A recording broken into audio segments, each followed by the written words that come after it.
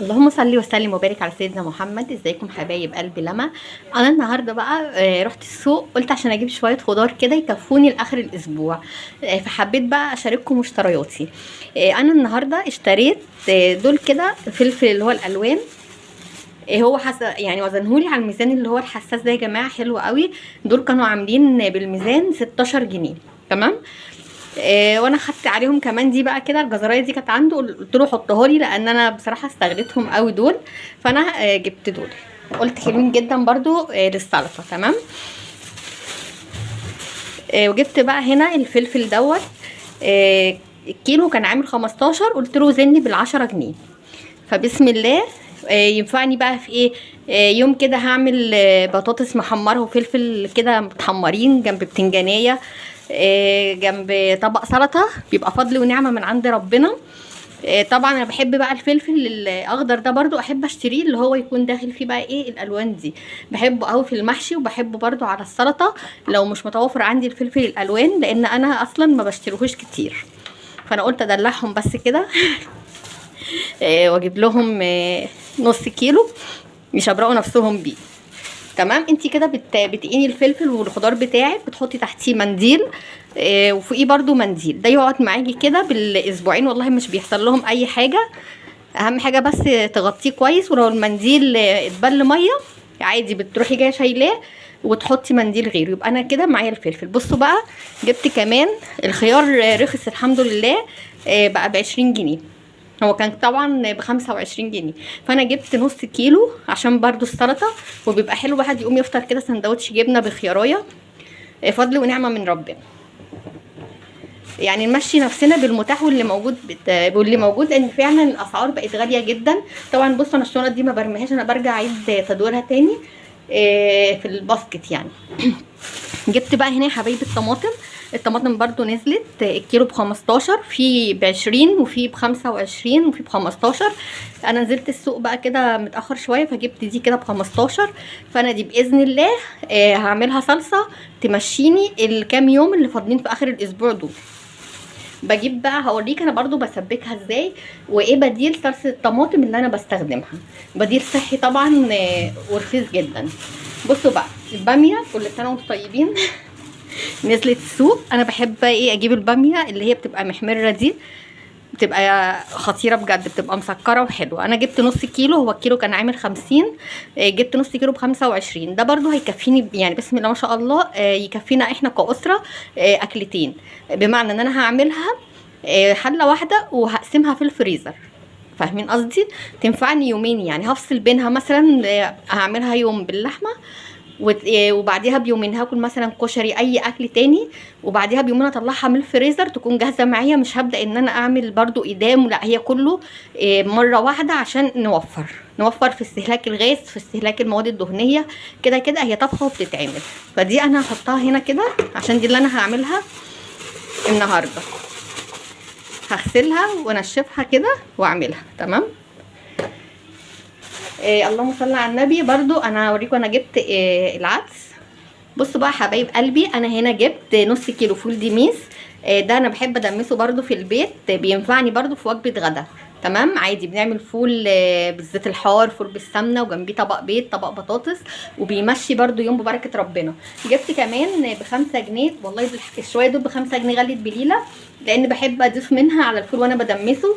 والباقي برضو يعني تحطي شويه قد كده، والباقي ممكن تدمسيه عادي بليله وباللبن بقى وتشربيها، وب5 جنيه بس. ما بتكسفش، روحي كده كده بالميزان وبفلوسك. وجايبه برضو هم نفس ال5 جنيه شويه عدس كده عشان اضيف منهم برضو على الفول. يعني بجيب ال5 جنيه واقسمه لتدميس الفول بس. ويلا بقى يا حبايبي هوريكم الباميه ان شاء الله معانا تطلع مسكره وزي العسل.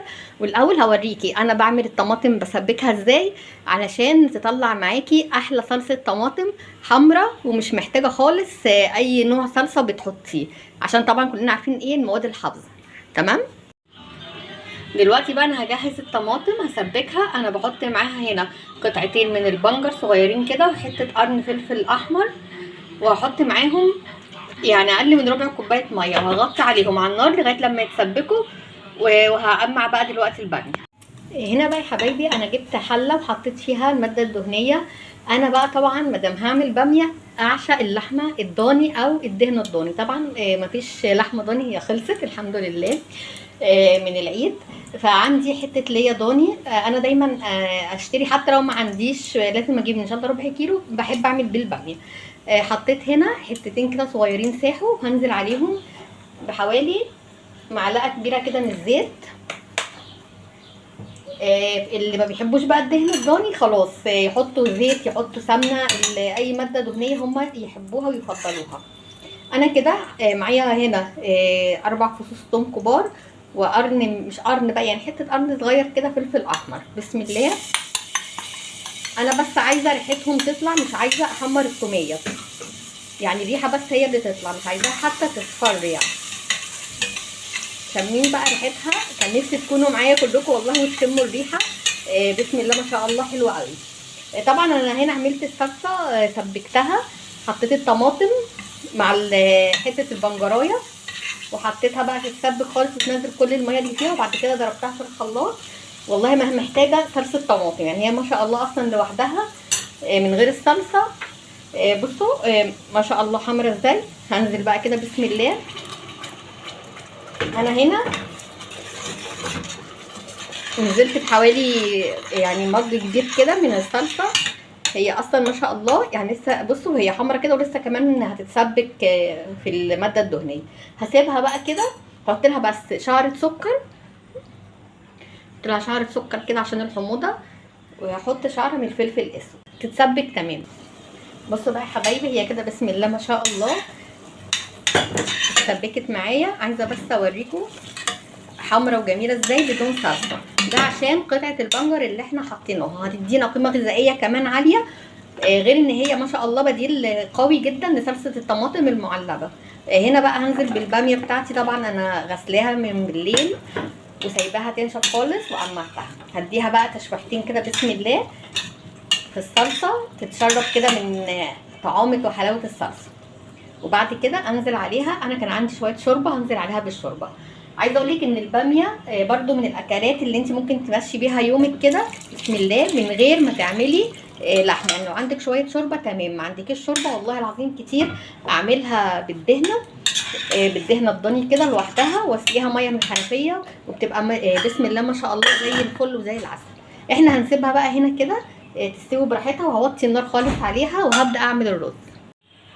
بسم الله ما شاء الله الباميه معانا زي العسل اهي. وعايزه اقول لك ريحتها تحفه من غير لحمه ومن غير اي حاجه. ومعانا الرز والعيش للي حابب ان هو ياكل عيش، والفلفل طبعا والليمون. والف حمد وشكر على نعمه ربنا حبايب قلبي. وجربوا بقى الباميه بطريقتي وباذن الله تعجبكم.